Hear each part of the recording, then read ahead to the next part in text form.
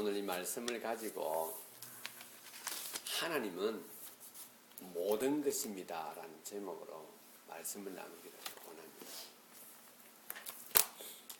창세기 50장을 이렇게 보게 되면은 창세기를 우리가 떠올릴 때마다 하나님께서 천지를 창조하신 내용들을 우리가 기억을 하게 됩니다. 그리고 창세기에 아담과 하와의 범죄가 기록이 되었습니다. 그리고 아브라함의 믿음의 조상 아브라함의 기록이 나오게 되고 이삭과 야곱과 요셉에 대한 기록이 나옵니다. 하나님의 말씀 창세기를 통해서 우리의 시작에 대한 부분을 이야기를 해주는데 마지막 장에 기록되어져 있는 오늘 이 본문 말씀을 통해서 요셉을 통하여 하나님께서 우리의 모습을 어떻게 말씀해 주시고 하나님이 누구신가 하는 것을 우리에게 말씀해 주고 있습니다. 천지 창조를 보면서 우리가 확인하는 것은 하나님은 나의 모든 것이다 라고 하는 것을 확인할 수가 있습니다. 요셉의 삶을 통해서 우리는 또 뭘 확인하느냐? 우리의 삶을 통해서 하나님은 나의 모든 것이다 하는 것을 확인하게 됩니다. 그런데 오늘 본문을 한번 보게 되면은 12형제 가운데 11형제 12형제 가운데 11형제 12아들 가운데 그 다음에 여기에 나와 있는 이 내용을 보게 되면은 11형제와 한 아들 11형제의 모습을 통하여서 우리의 모습을 보게 되고 한 사람을 통하여서 우리가 지향해야 할 것을 보게 합니다. 소망하는 것이 거기에 있죠. 그런데 우리는 말씀을 통하여 우리의 모습을 확인하면서 우리 자신들을 냉정하게 분석해 보아야 되는데 우리는 쉽게 지나칠 때가 많이 있습니다. 그렇게 하면 안 되지라는 것으로 지나칠 때가 많이 있습니다. 오늘 본문을 제가 다시 한번 읽어 드리도록 그렇게 하겠습니다. 18절을 한번 보시기를 바랍니다. 창세기 50장 18절을 보게 되면은 그의 형들이 또 친히 와서 요셉의 앞에 엎드려 이르되 우리는 당신의 종들이니이다 라고 무릎을 꿇습니다. 이 18절을 보게 되면 야곱의 아들 12형제의 삶 가운데 11형제는 요셉이 자기들과 함께 생활하면서 기거할 때에 꿈을 꾸게 됩니다. 한날은 그가 꿈을 꾸어서 형들과 아버지, 엄마 앞에서 꿈 이야기를 합니다. 뭐라고 이야기하냐면은 형, 아버지, 엄마, 내가 꿈을 꾸었는데 11별과 해와 달이 나에게 절을 하더이다 라고 이야기를 합니다. 형들은 그 이야기를 듣고는 화를 내면서 말합니다. 네가 그 꿈이 무슨 꿈인 줄 아느냐? 우리하고 엄마 아버지가 너한테 절을 한다는 이야기인데 어디서 네가 그런 꿈을 그냥 쉽게 내뺐느냐라고 이야기를 합니다. 그런데 그 아버지는 그 꿈 이야기를 마음속에 새겼다라고 합니다. 그리고 그 아버지 야곱은 요셉을 12형제 가운데 요셉을 유별리 사랑해서 그에다 채색 옷을 입히고 아주 그냥 특별하게 그를 챙겨 주었습니다. 11형제는 심지어 10형제는 그 동생 요셉에 대해서 항상 반감을 가지고 있었습니다. 어느 날 세겜이라고 하는 곳으로 멀리 이들이 유목민이니까 형들이 이제 양을 치러 떠났습니다. 아버지가 얘야 형들이 그 세겜에서 양을 잘 치고 있는지 한번 보고 올래라고 요셉에게 말합니다. 그러니까 요셉이 네 아버지 하고는 세겜으로 가서 보니 있어야 할 곳이 없는 겁니다. 그 광야 사람들도 없는 그곳에서 벌판을 이렇게 헤매다 지나가는 한 사람에게 물어봅니다. 혹시 여러 형제가 양을 치는 것을 근처에서 보신 일이 있습니까? 라고 하니까 거기서 또 멀리 떨어진 도단이라는 곳에 너희 그 형제들이 있는 걸 봤다라고 이야기를 합니다. 그는 그곳으로 급한 마음에 반가운 마음에 뛰고 달리고 해서 그곳에 거의 도착할 점에 멀리서 형들이 양을 치다가 보니 요셉이 자기들에게 오고 있는 것이 채색 옷을 입었으니 눈에 확 띄었습니다. 그 형들이 이렇게 계획을 짭니다. 야, 우리 저놈 큰 아버지 사랑만 받고 있는 저놈을 우리가 잡아서 죽이자 라고 이야기를 합니다. 그래서 그들은 그동안에 쌓였던 그런 아주 화와 울분을 갖다 떨어뜨리기 위해서 그럼 그렇게 하자라고 하는데 그 형제 몇 사람이 그렇게 하지 말고 그냥 우리가 거상에다가 팔자. 그래서 우물가에 빠뜨려 놓고는 기다리고 있는데 마침 지나가는 거상이 있어서 애굽 쪽으로 가는 거상이 있어서 그들에게 요셉을 팝니다. 그리고는 이제 요셉과 그들의 인연은 끝이 나고 그들은 염소를 잡아서 피를 내어 요셉의 옷에다가 묻히고는 그 아비에게 가서 아버지 지나오다 보니 이런 것을 보았는데 요셉의 옷이 아닙니까? 요셉이 설령 생각해 볼 텐데 아마 우리를 찾으러 오다가 야생동물에 찢겨서 죽은 모양입니다. 라고 거짓을 고합니다. 그래서 그들의 삶에 있어서 요셉은 재하여진 상태로 창세기는 요셉의 일대기를 기록을 해 나갑니다. 창세기 50장 1절에 50장 오늘 제가 읽어드린 이 18절 내용은 무엇이냐면은 요셉이 그곳에서 이런저런 일을 겪으면서 요셉이 야곱의 애굽의 총리가 되어집니다. 그리고 총리가 되어지고 그 팔레스틴 지역과 애굽 전역에 엄청난 기근이 7년 동안 지속이 되어집니다. 먼 팔레스틴 지역에 있는 갈릴리 땅에 가나안 땅에 있는 그 형들이 그 부모님들이 기근에 배고픔에 지쳐 있을 때 소문에 애굽으로 가면은 양식을 얻을 수 있다는 소문을 듣고 그들이 애굽으로 옵니다.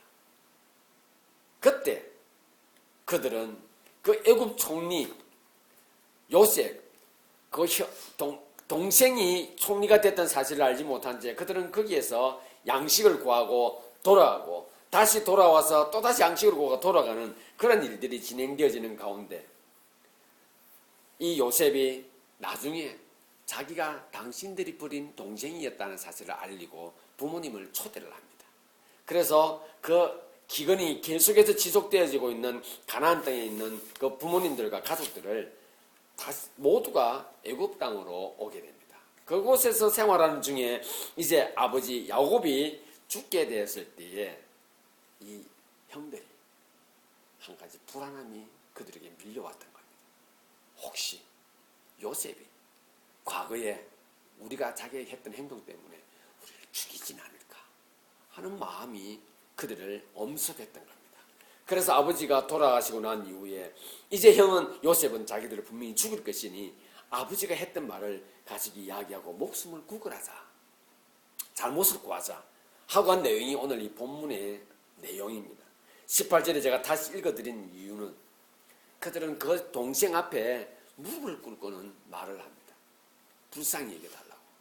우리는 당신의 종입니다. 라고 말할 그때에 요셉은 그 모습을 보면서 웁니다. 눈물을 흘립니다.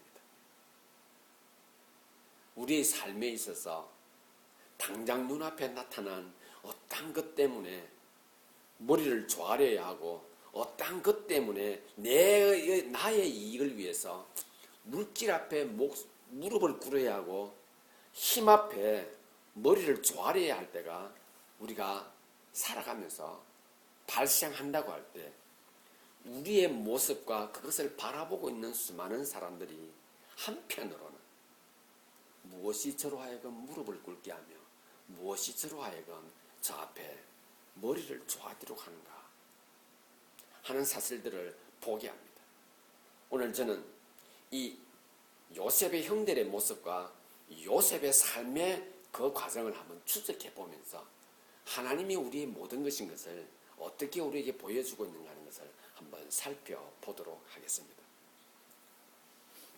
요셉은 거상에 잡혀서 그들의 생각대로 노예로 팔려갔을 줄 알았고 더 이상 볼 수 없는 환경 속에 있을 것이라 생각하기에 그들은 그들의 아버지 앞에 가서 그가 아끼는 아들이, 아버지가 아끼는 아들이 죽었다라고 허위보고를 했습니다. 하나님은 우리의 삶의 모든 것임에 먼저 첫 번째로 하나님의 생각은 우리의 생각과 다릅니다. 하나님의 생각과 우리의 생각이 다르다고 하는 것을 우리는 하나님 앞에서 자주 느낍니다. 말씀을 보게 되면은 너무나 많은 부분에 있어서 이것을 확인을 합니다. 그런데 내 삶에 있어서 실제 나의 삶에 있어서 하나님의 생각과 나의 생각이 다르다고 한다면은 그럼 내가 어떻게 살아가야 하는가 하는 겁니다. 나는 이런 생각을 가지고 살아가려고 하는데 하나님의 생각이 나의 생각과 다르다고 한다면은 나는 어떻게 살아가야 하는가 하는 겁니다. 우리가 믿음 안에서 믿음을 표현하고 하나님을 찬양하고 하나님을 나아가는데 우리의 삶의 현장은 저기 분명히 있고 하나님은 나에게 이렇게 말씀하시고 하나님을 예배하는데 오늘 하나님께서 말씀하시기를 나의 생각과 너의 생각이 다르다고 할 때 우리가 하나님 앞에 질문을 할 수가 있는 겁니다. 하나님 그러면 내가 어떻게 살아가야 한다는 사실입니까? 요셉의 삶과 형들의 삶을 비교를 하면서 우리가 어떻게 살아가야 하는가 하는 것을 한번 살펴보도록 하겠습니다. 창세기 37장 18절 한번 펴보시기를 바랍니다. 창세기 37장 18절을 보게 되면은 이렇게 기록되어져 있습니다.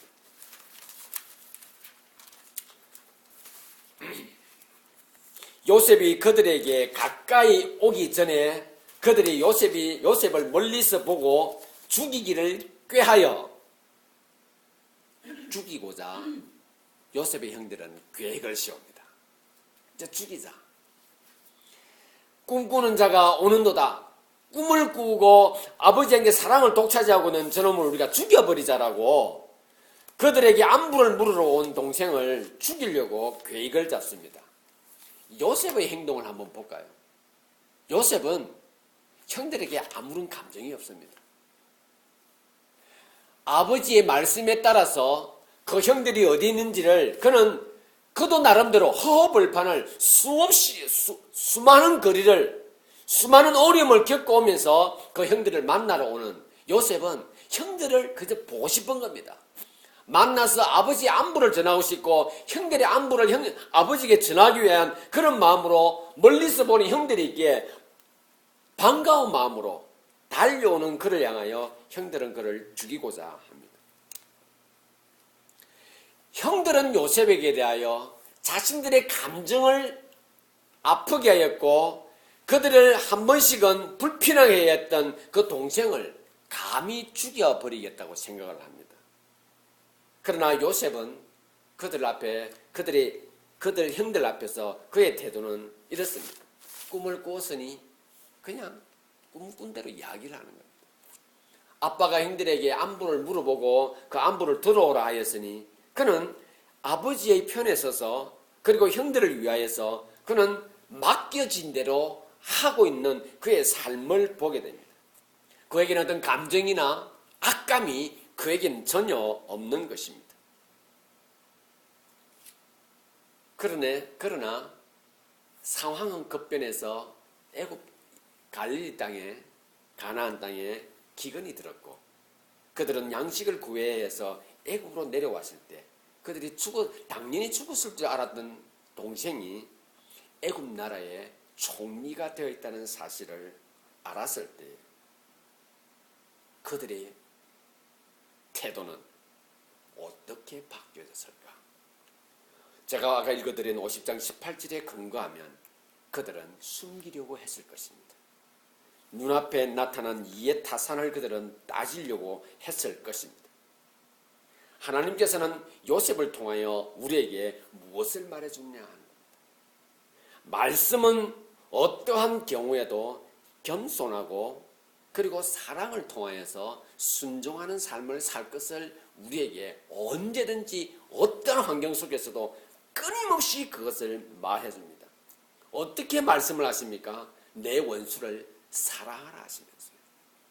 어떻게 말씀해 주십니까? 예배 전에 형제와 다툰 일이 있거든 먼저 예배를 멈추고 먼저 그에게 가서 화해하고 라고 하며 하나님은 우리에게 내게 어떤 일이 발생하였다 할지라도 겸손과 사랑에 순종하기를 하나님은 우리에게 말씀해 주고 계십니다. 요셉의 형들이 총리가 된 사실을 알고 그가 요셉 앞에 목숨을 구걸할 때에 오늘 본문은 우리에게 이렇게 말해 주고 있습니다. 19절에 요셉이 그들에게 이르되 두려워하지 마소서 내가 하나님을 대신하리이까. 그러면서 20절에 하나님께서 우리에게 주시는 메시지 요셉 입을 통하여 선포를 합니다. 당신들은 나를 헤아려 하였으나 하나님은 그것을 선으로 바꾸사 오늘과 같이 많은 백성의 생명을 구원하게 하시려 하셨다라고 하나님 편에 서서 요셉은 옛 타산에 여전히 굶주려 있고 수많은 세월이 지났으며 하나님께서 요셉을 어떻게 인도하였으며 그들 앞에 요셉이 어떻게 바뀌어져 있는가 하는 사실을 눈으로 보았음에도 불구하고 그들은 지난 시간 동안 요셉의 앞에 있는 형들을 애굽 총리로서 처음 보는 순간에 그들을 알았기에 그가 죽이려고 했다면 다양한 모습으로 다양한 방법으로 그들을 해할 수 있었으나 형들을 통하여 부모님을 모시오게 하고 그 애굽 땅에서 수십 년을 살게 한 이 시점에서도 그 형들은 여전히 이해타산에 끌려 요셉을 믿지 못하고 있는 요셉의 삶을 이해하지 못하고 있는 그들의 모습을 보게 됩니다. 우리의 생각은 가끔은 형들처럼 이렇게 살아갈 때가 많이 있습니다. 요셉 앞에서 형들이 아버지가 죽고 나서 우리를 살려주라 했다라는 그 이야기를 들었을 때 요셉은 웁니다. 어떤 마음이었을까요? 나는 지금까지 살아오면서 산전수전 다 겪었는데 저들은 아직도 고생이 뭔지를 모르고 있구나라고 생각했을까요? 그렇지 않았던 겁니다. 요셉은 그 형들의 모습을 통하여서 불쌍한 거예요. 초라한 거예요. 여전히 목숨이라고 하는 것이 저들에게는 가장 중요한 내용이나 요셉의 삶에 있어서 그는 자기 목숨보다 더 귀중한 것이 무엇이었습니까? 하나님께서 자기를 인도해 주는 그 걸음이었고 그 생각이었고 믿음이었던 것입니다. 우리의 생각은 오늘 이 순간에도 말씀은 어떠한 경우에도 나의 삶에 어떠한 환경 가운데서도 겸손과 사랑에 순종하는 것을 원하시고 있다는 사실을 기억하시고 요셉처럼 하나님의 생각은 우리의 생각과 다르다고 하는 이 믿음 앞에서 승리하는 저와 여러분 될 수 있기를 바랍니다. 두 번째로 하나님은 우리의 삶의 모든 것인데 하나님의 길은 우리의 길과 다릅니다. 제가 또다시 질문합니다. 길이 다르다면 그럼 우리는 어디로 걸어가란 말입니까?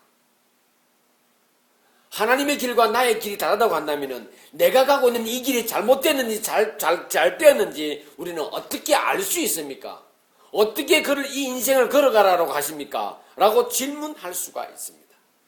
요셉과 형들의 삶을 통하여 비교를 통하여 한번 살펴보도록 하겠습니다. 형들은 요셉을 거상들에게 노예로 팝니다. 몇 푼 안 되는 돈으로 그를 팔게 되죠. 형들은 아버지를 속이고는 완전 범죄를 꿈꿉니다. 염소의 피를 동생의 옷에다가 뭉쳐서는 동생이 우리를 찾으러 오다가 길가에서 짐승에게 먹혀 죽었다라고 보고를 합니다.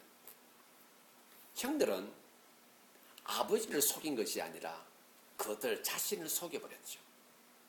눈으로 드러난 것에 의해서 눈으로 드러난 것으로 증거를 내디디면 그것으로 속을 것이라고 생각하는 그 태도 속에서 이미 그들은 그들 자신을 속이고 있는 겁니다. 무엇을 속입니까? 진실을 감추고 있었던 겁니다. 왜 진실을 감춥니까? 그들의 잘못되어진 행동들이 발각되지 않기 위해서입니다. 그들의 잘못되어진 행동이 무엇이었습니까? 동생에 대해서 나쁜 악감정을 가졌던 사실이 잘못되었다고 하는 것을 그들이 알고 있는 것입니다. 그러함에도 그들의 눈에 나타난 이해탄산을 따져볼 때 아버지는 저들은 사랑하고 고생하는 우리는 관심이 없다라고 하는 그것이 그들이 나쁜 행동을 하는 결정적인 요소가 되어 버렸기에 그들은 그들 자신을 속이고 말았던 것입니다. 하나님의 길은 우리의 길과 다릅니다. 하나님의 길은 요셉을 애굽의 군대 장관, 국방부 장관의 집에 노예로 팔려가게 합니다. 그는 그곳에서 놀라운 경험을 하죠. 첫 번째, 무엇이었습니까? 성경 말씀 기록해 보게 되면은 요셉은 아주 아리따다라고 이야기하고 있습니다. 키가 훤칠하다라고 기록하고 있습니다. 그렇기 때문에 보디발의 아내, 군대 장관의 그 아내가 그 노예로 끌려와서 하루 종일 열심히 일하고 왔다 갔다 하는 그를 이렇게 훔쳐보는 순간에 그에게 좋지 못한 마음을 가지게 되었던 것입니다. 그를 겁탈하려고 했던 것입니다. 그럴 때 요셉이 보디발의 아내 앞에서 말 한마디 잘 못하면 당장 죽을 수밖에 없고 노예의 자리에서마저도 벗어날 수밖에 없는 그러한 위기의 순간에 그가 이런 말을 합니다. 창세기 39장 9절에 보게 되면 이렇게 말합니다. 이 집에는 저보다 큰 사람이 없습니다. 나의 주인 대신 당신의 남편께서 나에게 맡겨주신 것은 이곳에서 일하는 것 외에 할 수 있는 것은 아무것도 없고 어떠한 권리도 저에게는 없습니다. 그러기에 내가 어찌 이곳에서 하나님께 범죄를 하겠습니까? 라고 하며 그는 그 자리를 박차고 도망을 갔던 것입니다. 어떻게 된 줄 아시죠?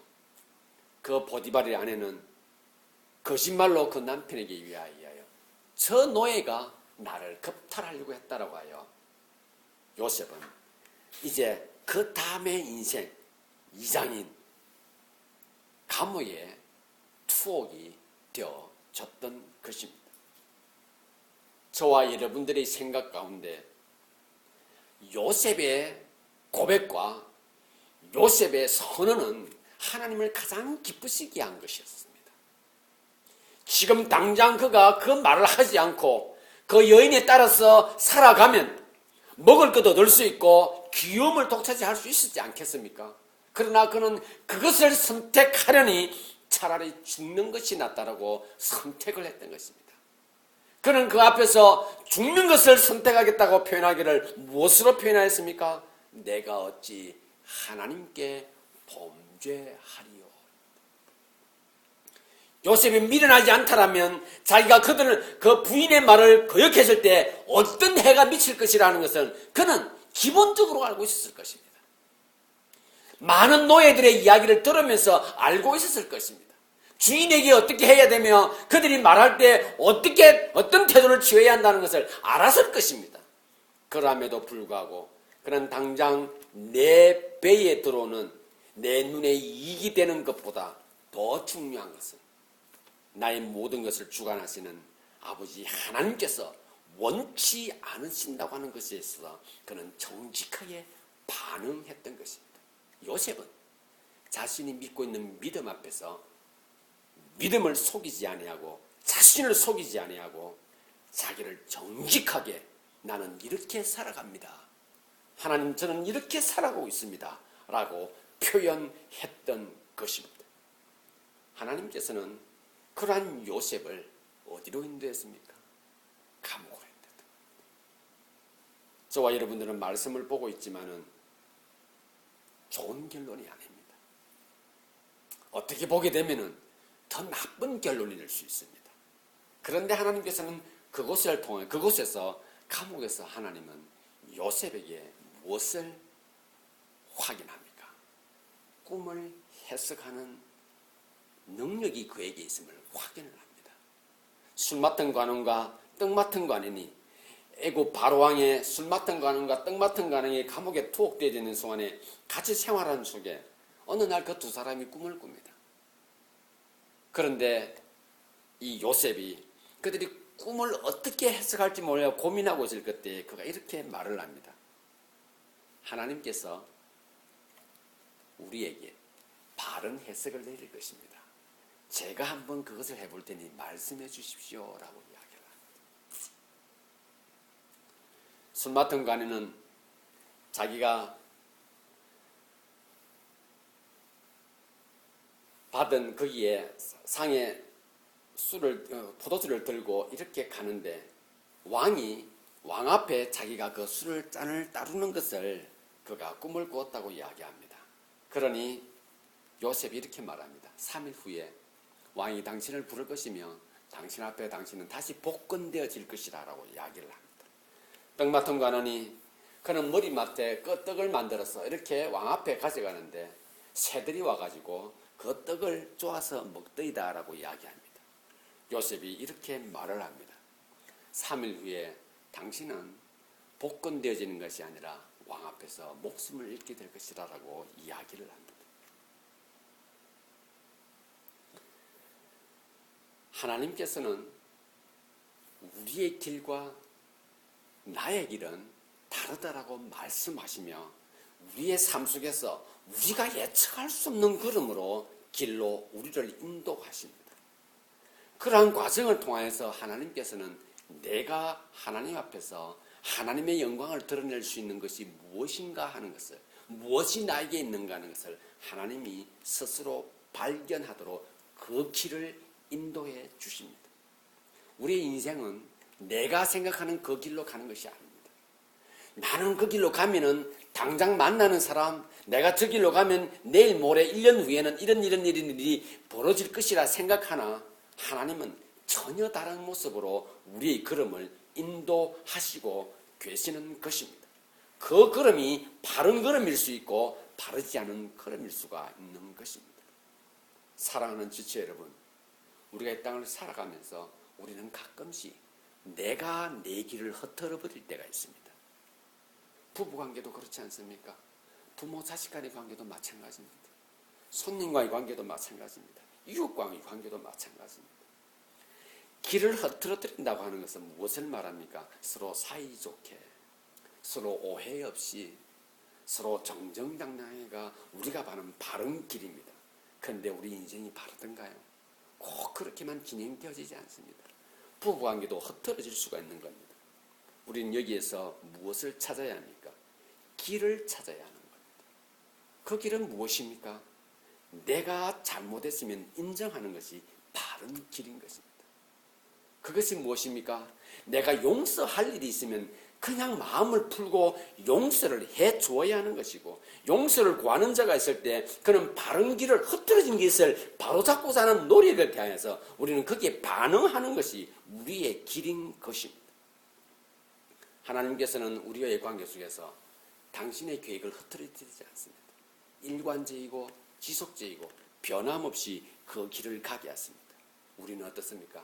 우리는 흐트러뜨리고 심지어는 내 길을 내가 방해할 때가 참 많이 있습니다.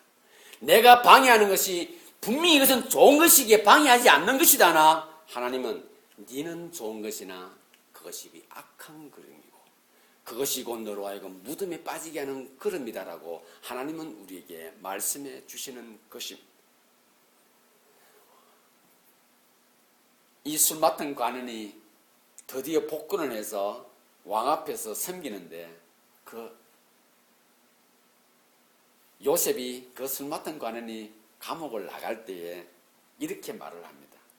간수가 불러서 그 술 맡은 관원을 불러서 왕이 너를 부른다라고 말해도 모르십니다. 그때 요셉이 이렇게 말합니다. 나가시면 저를 좀 기억을 해달라라고 이야기를 합니다. 억울하지 않습니까? 누명을 써서 들어왔으니까. 성경은 기록합니다. 술 맡은 관원은 복권되어지고 나서 요셉의 일을 까마득히 있어버렸더라 라고 기록하고 있습니다. 요셉이 젊을 때 노예로 팔려왔고 감옥에 있었습니다. 요셉이 장관이 되질 때가 나이가 30입니다. 그러면 이 술 맡은 관원이 잊어버린 기간이 1년, 2년의 문제가 아닙니다. 제가 생각할 때는 5년 이상 까마득히 잊어버린 겁니다. 바로 왕이 어느 날 꿈을 꿉니다. 파리한 짐승, 소들이 올라오고 파리한 짐승들이 올라오고 곡간을 헤치며 그리고 논밭을 휘비어 풀을 뜯고 하는 7마리 손이 7마리 파리한 손이 하면서 이런 이야기들을 이상한 꿈을 꿉니다. 그래서 바오로는 유명한 박사들을 다 초청해서 꿈을 해석을 하게 합니다. 그러나 아무도 그 꿈을 해석을 못합니다. 그때 술 맡은 관원이 괴로워하고 답답해하는 그 왕 곁에서 감옥에서 자신의 꿈을 해석해 주었던 요셉을 떠올립니다. 왕이시여, 이러이러하여 이러하니 이런 청년이 감옥에 있습니다 라고 말을 합니다. 왕은 그를 당장 불러오라 하여 그 앞에 서서 요셉이 왕에게 이렇게 말을 합니다. 왕이시여, 저에게 그것을 일러주시면 하나님께서 당신에게 무엇을 하라라고 말씀해 주실 것입니다. 그래서 바로가 요셉 앞에서 자신이 꿈을 이야기를 합니다. 왕이시여, 앞으로 7년 동안 이 땅에 흉년이 들 것입니다. 그러면 하나님께서는 지혜롭고 명석한 사람을 세워서 그로 하여금 7년 동안 이 기근을 대비케 하십시오. 그러면 왕에게 그리고 이 나라에 큰 경사가 있을 것이며 큰 풍요로움이 있을 것입니다 라고 말을 합니다. 왕이 그 해석을 듣고는 마음에 심히 좋아하여 그를 왕으로, 총리로, 애굽의 왕 다음 최고의 총리 자리로 요셉을 세우게 됩니다. 사랑하는 지체 여러분, 이사야서 55장 8절 9절을 보게 되면 이렇게 기록하고 있습니다. 하나님의 생각과 나의 생각은 다르며 하나님의 길과 나의 길은 달랐어. 하늘에서 비가 내리면 그냥 내리는 것이 아니라 땅으로 스며들어 열매 맺게 하며 다시 하늘로 올라가는 것처럼 내 말이 너의 인생에 떨어져서 그냥 올라오는 것이 아니라 너의 삶의 아름다운 토양이 되어지고 다시 나에게 올라올진대 내가 너희를 향한 생각은 악행과 고통이 아니라 기쁨과 즐거움과 평안이니라 라고 말씀하고 계십니다. 우리의 길은 헛트러졌던 길이나 하나님께서 우리에게 말하기를 헛트려지지 않은 길이 여기에 있다고 하시면서 오늘 이사야 말씀을 통하여 요셉의 삶을 통하여 우리에게 말씀해 주고 있습니다. 하나님을 주장할 때 하나님은 당신의 길을 우리에게 보여주시고 하나님을 주장할 때 하나님의 길로 당신의 길로 우리의 삶을 인도해 주실 것입니다. 그러기에 하나님의 길과 우리의 길은 다른 것입니다. 마지막 세 번째로 하나님의 결론은 바로 우리의 결론입니다. 내 결론이 하나님의 결론 아닙니다. 내 마지막이 하나님의 마지막이 아니라 하나님의 마지막이 나의 마지막이고 하나님의 결론이 나의 결론인 것입니다. 우리는 어떤 결론을 내릴 때에 그 텀을 간격을 굉장히 좁게 봅니다. 1년 아니 한 달. 우리는 결론을 보는 시간차가 굉장히 짧습니다. 1시간, 2시간 아니면 내일 이 정도로. 그러나 하나님은 우리의 삶에 있어서 영원하신 분이십니다. 전도서에 보게 되면 하나님은 우리 속에 영혼을 심어 두셨다라고 합니다. 우리는 이 땅을 살아가며 유한하고 단회적인 것이 우리의 것이 아닙니다. 우리는 영원한 것입니다. 영혼을 향해서 쫓아가는 겁니다. 우리의 믿음의 내용은 영혼을 향해서 어떻게 살아가야 하는가 하는 것을 확인하는 것이 우리의 믿음의 과정들입니다. 우리는 겨우 해야 내 생 정도 봅니다. 내 생은 이렇게 할 거니까 내 노후를 이렇게 하게 되면은 내 노후는 이렇게 해서 정리가 되어질 거야 라고 겨우 해야 내 생 정도입니다. 형들은 어떻습니까? 우리와 비슷합니다. 아버지가 죽었으니 저 동생은 우리를 죽일 것이다. 그래서 그 앞에, 동생 앞에 지금 아버지 집에서 동생과 대화를 하면서도 그 동생 앞에 무릎을 넙죽 꿇고는 큰 경배를 하면서 말합니다. 이름도 감히 못 부르며 우리는 당신의 종이니이다. 목숨 구원. 자신들을 속였던 것 자체를 구걸하는 그것으로 보상받으려고 하는 그 모습을 통하여 요셉은 웁니다. 그 불쌍한 인간의 모습을 보면서 웁니다. 그러면서 그가 말하죠. 내가 어떻게 하나님을 대신하겠느냐고. 하나님은 나를 사용하셔서 우리 모두 이 민족을 보존하시려고 나를 그렇게 보내신 것이니 하나님께서 하신 것이고 여러분들이 하신 것이 아니라고 그는 거기서 형들을 일으켜 세우면서 내가 형들의 자녀들까지 내가 다 보살핀다 라고 이야기를 합니다. 사랑하는 지체 여러분, 술 맡은 관원이 그를 기억하지 못한 것이 요셉에게 있어서 불행이 아니었습니다.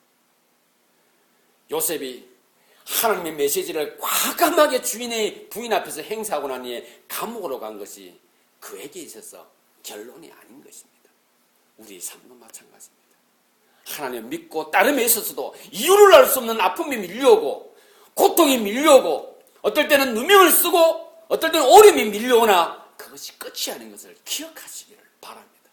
여전히 하나님은 우리 입을 통하여서 하나님은 나의 주인이신 것을 하나님이 함께 하시면이라고 하는 것을 우리로 하여금 주장하게 하시는 것을 기억하시고 하나님께서 나의 삶에 주셨던 약속들을 떠올리시기를 바랍니다. 결론을 맺겠습니다. 우리 삶에 자신의 삶에 왜 나쁜 일이 이렇게 계속해서 일어나는지에 대해서 누구도 그것이 이렇다 저렇다 선명하게 말해줄 존재는 아무도 없습니다. 우리 또한 마찬가지입니다. 우리는 지난 날을 돌아보면 걱정도 두려움도 참 많이 했었는데 현재 어떻습니까? 살아가고 있습니다. 이 일이 어떻게 되질까면서 저 일이 어떻게 되질까 하시면서 내일에 대한 두려움으로 하루 밤잠을 설쳤던 우리의 삶에 있어서나 지금 어떻습니까? 살아가고 있다라는 것이고 또 생을 유지하고 있을 뿐만 아니라 감사하게도 그 믿음 안에서 여전히 살아가고 있다는 것을 기억하시기를 바랍니다. 하나님의 길과 우리의 길은 하나님의 방법은 우리의 방법은 다른 것임을 잊지 마시기를 바랍니다. 눈에 보이는 것으로 우리의 마음을 그것대로 맡기지 마시기를 바랍니다. 믿음으로 하나님의 길과 하나님의 생각인 말씀을 주장하는 가운데 우리 인생을 아름답게 승리하는 모습으로 갖고 가는 저와 여러분들이 될 수 있기를 바랍니다. 기도.